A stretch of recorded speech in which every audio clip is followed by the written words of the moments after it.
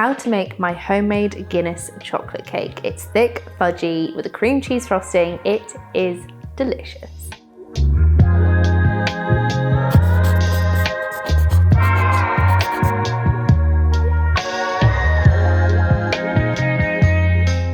Welcome back to my YouTube channel, where today I'm making quite the cult classic of a chocolate cake with my chocolate Guinness cake. So this may sound a little bit weird, and when I was younger I didn't like Guinness, but I do now. But either way, it's a chocolate cake that creates the most perfect, moist, lovely chocolate sponge, kind of like a mayonnaise cake or a chocolate cake with buttermilk.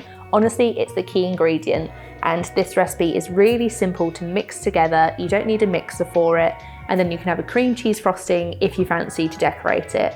It's just simple, delicious, and I love it, and it's probably going to be one of your new favourite chocolate cakes. So let's get baking. So when you're making a cake like this, it is very different to the normal chocolate cakes that you've seen on my blog, where you start by melting down your butter. So for this part of the cake, you can use a baking spread or an unsalted block butter. Either work absolutely fine, because you're just going to melt them down in your pan.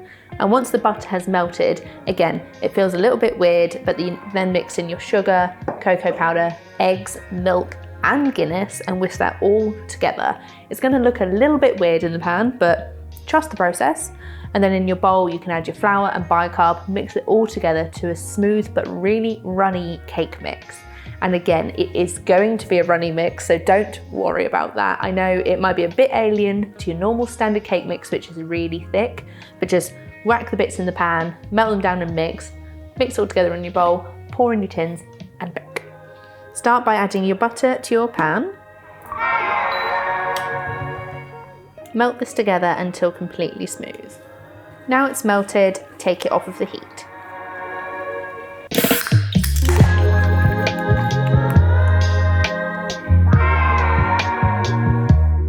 Add in your Guinness, milk, eggs, your cocoa powder, and add in your brown sugar. Stir these together until smooth.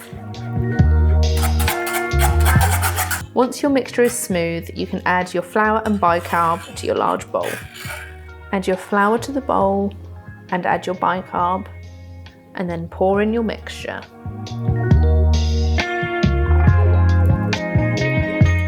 Stir these together until smooth again. So now my mixture is nice and smooth, it's ready to pour into the tins. So I have two 8-inch tins which I've lined at the bottom. I'll link these ones in the description box because everyone's always asking what tins I use, and I just love these ones. So I'm just going to pour my mixture in and then bake in my preheated oven. It is 140 fan, so it's a little bit lower than your standard bake because I want to bake it nice and smooth.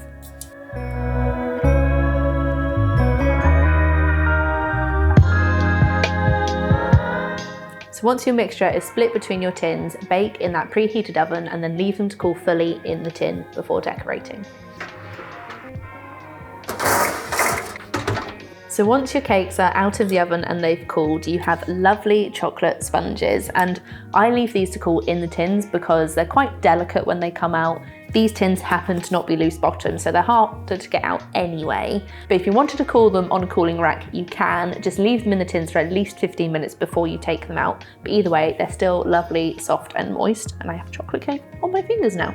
So for the decoration for this cake, I tend to make a cream cheese frosting because I really like the balance of the tartness of cream cheese frosting with the sponge.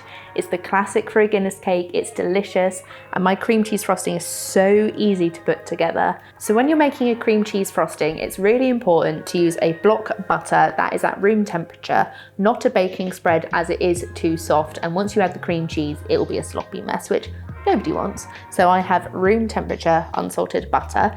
If you like it with a little bit of salt in it though, using salted butter is also fine. That tends to be, personal preference. But after that, I have some icing sugar.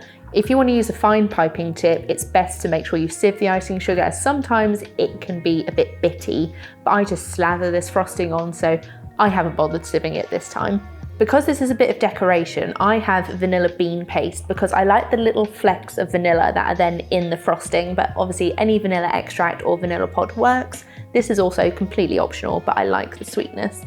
And then for the last bit of the frosting, obviously the most important bit is the full fat cream cheese. I tend to use any full fat cream cheese, whether it's Philadelphia, supermarket owned, it doesn't really matter, just make sure it's full fat.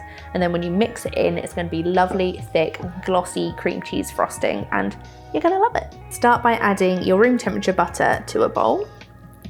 And then we're going to mix the butter until it's smooth on its own, and then add the sugar and vanilla. Add your icing sugar to your bowl and mix in fully.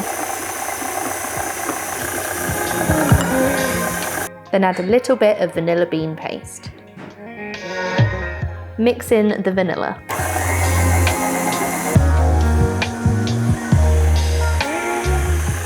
And then add your cream cheese into the bowl as well. Make sure to mix these together until smooth. It'll be lovely and thick.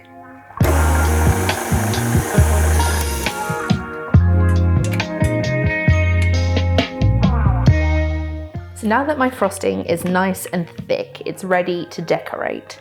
So for this cake, I just tend to slather some frosting onto the first sponge, add some cream cheese frosting, the second cake, the rest of the frosting, and then I just grate over some chocolate. You can use a grater, a cheese grater for a bit more of like shards of chocolate, anything you fancy, but I just grab your standard bar of chocolate and decorate the top, and then you have the perfect, delicious chocolate Guinness cake. Adding some of my cream cheese frosting to the top, and then I just smooth it over with a small angled spatula.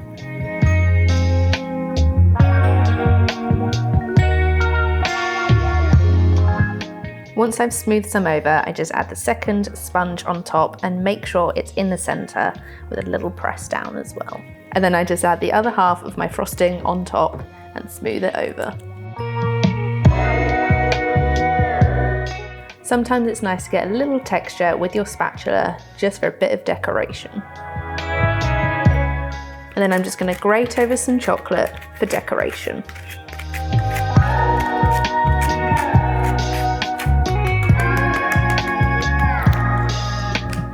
So that is how you make my chocolate Guinness cake with cream cheese frosting. A beautiful cake, an easy one to bake, and it's absolutely delicious. Trust me, if you don't even like Guinness, you're going to like the cake. It's that good. So make sure to check out the full recipe in the description box below. Any comments, like always, I'll reply to, and of course, check out the full recipe on the blog. I'll link anything useful in the description box, and as always, come back next time for something else absolutely and utterly delicious. Enjoy!